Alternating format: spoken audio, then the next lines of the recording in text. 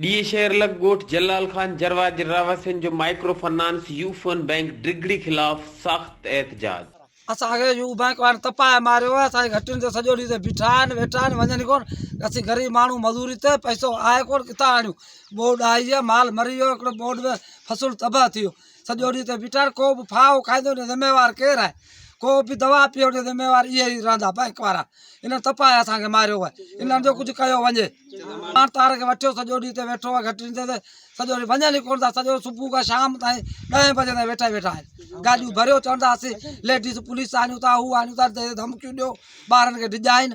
सॼो ॾींहुं वेठा आहिनि। हिननि खे ला कढा, देवियूं वठां, अटो वठां। ग़रीब माण्हू सॼो ॾींहुं सॾु वेठा आहिनि घटियुनि ते, चवनि कोन था। बैंक वारनि तपाए छॾियो। यू बैंक वारा जेके डिगड़ी वारा सॼो ॾींहुं हिते वेठा आहिनि। घटी जलियो असांजे ग़रीब माण्हुनि जो जीअं जंजाल करे छॾियो। किथां असीं पैसा ग़रीब माण्हू आणियूं?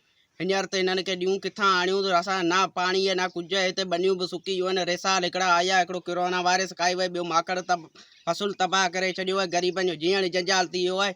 सॼो ॾींहुं ज़मान तारा ताणियो वेठा आहिनि। असांजी घटी ते असां कहिड़ो ॾोह कयो ग़रीब अवाम भला? ख़ुशी कई, उनजो ज़िम्मेवार केरु? को दवा पीए या उनजो ज़िम्मेवार केरु? या पाण खे को हाणे धक को त उनजो ज़िम्मेवार केरु? उहे बैंक वारा हूंदा, ताणी ख़ुदि जो ख़ुदि। अपडेट कयूं पिया तव्हांखे ॾींहं खां जिते एचआर जे ॾींहं न्यूज़ जी रिपोर्ट अल्लाह बख्श जरवार मूजिबि ॾींहं शहर लग गोठ जलाल खान जरवाज रावसन जो माइक्रो फाइनेंस यूफोन बैंक डिगड़ी खिलाफ एहतजाजी मुज़ाहिरो।